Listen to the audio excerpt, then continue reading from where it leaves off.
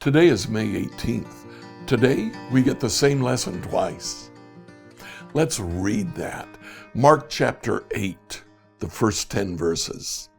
In those days, when there was again a great crowd without anything to eat, he called his disciples and said to them, I have compassion for the crowd because they've been with me now for 3 days. They have nothing to eat. If I send them away hungry to their homes, they'll faint on the way, and some of them have come from a great distance. His disciples replied, Well, how can we feed these people with bread here in the desert? He asked them, How many loaves do you have? And they said, 7.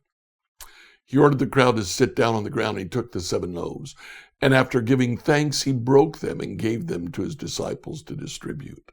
And they distributed them to the crowd. They also had a few small fish. After blessing them, he ordered that these too should be distributed.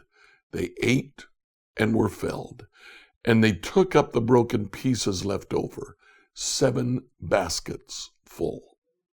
Now there were about 4,000 people, and he sent them away. Immediately he got into the boat with his disciples and went to the district of Dalmanutha. Just a word before we get into what happens about Dalmanutha. It's the only place in Scripture that this is mentioned.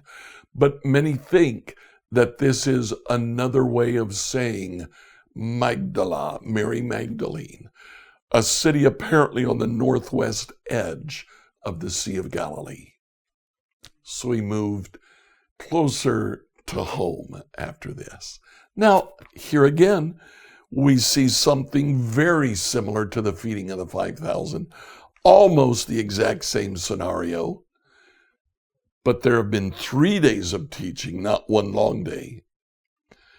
Jesus initiates the test instead of the disciples coming to Jesus saying, send them away.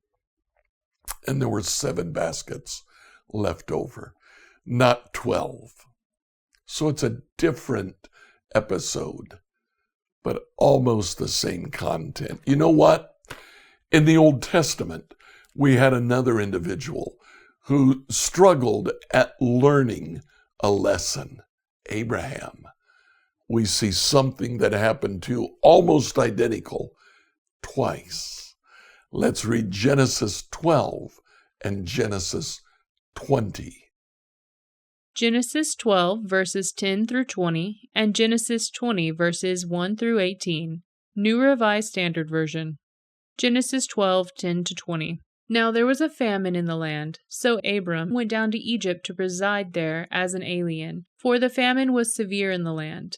When he was about to enter Egypt, he said to his wife Sarai, I know well that you are a woman beautiful in appearance, and when the Egyptians see you, they will say, This is his wife. Then they will kill me, but they will let you live. Say you are my sister, so that it may go well with me because of you, and that my life may be spared on your account. When Abram entered Egypt, the Egyptians saw that the woman was very beautiful.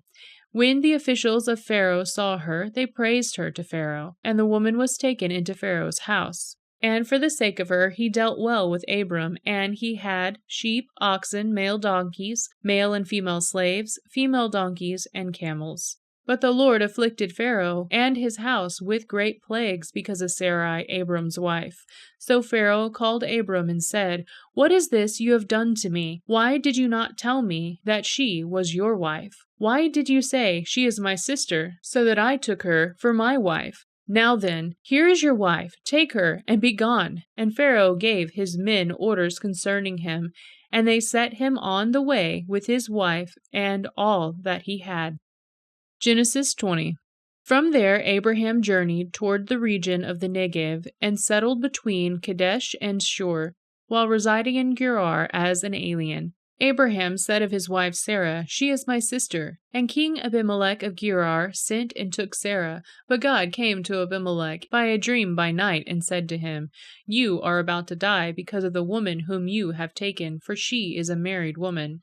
Now Abimelech had not approached her, so he said, Lord, Will you destroy an innocent people? Did he not himself say to me, 'She is my sister'? And she herself said, 'He is my brother.' I did this in the integrity of my heart and in the innocence of my hands." Then God said to him in the dream, "Yes, I know that you did this in the integrity of your heart. Furthermore, it was I who kept you from sinning against me. Therefore I did not let you touch her. Now then, return the man's wife, for he is a prophet, and he will pray for you, and you shall live. But if you do not restore her, know that you shall surely die, you and all that are yours." So Abimelech rose early in the morning and called all his servants and told him all these things, and the men were very much afraid. Then Abimelech called Abraham and said to him, "What have you done to us? How have I sinned against you, that you have brought such great guilt on me and my kingdom? You have done things to me that ought not to be done." And Abimelech said to Abraham, "What were you thinking that you did this thing?" Abraham said, "I did it because I thought, surely there is no fear of God in this place, and they will kill me because of my wife.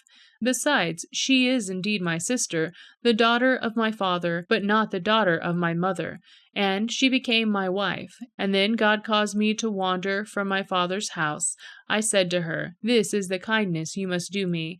At every place which we come, say of me, He is my brother.' Then Abimelech took sheep and oxen and male and female slaves, and gave them to Abraham, and restored his wife Sarah to him. Elimelech said, 'My land is before you, settle where it pleases you.' To Sarah he said, 'Look, I have given your brother 1,000 pieces of silver. It is your exoneration before all who are with you. You are completely vindicated.' Then Abraham prayed to God, and God healed Abimelech, and also healed his wife and female slaves, so they bore children. For the Lord had closed fast all the wombs of the house of Abimelech because of Sarah, Abraham's wife. Abraham found it hard to learn. He did the same thing with Sarah, even after having been corrected the first time. Sometimes lessons have to be repeated. In the next few verses, this will come up. So what do we do about this today? Think back on your own life. Has God ever had to teach you something twice? Remember that. Don't make him do it a third time. Scripture reading from the New Revised Standard Version by Emily Herrera. Do you have a question about anything you've heard this week? Drop it in the comments section below.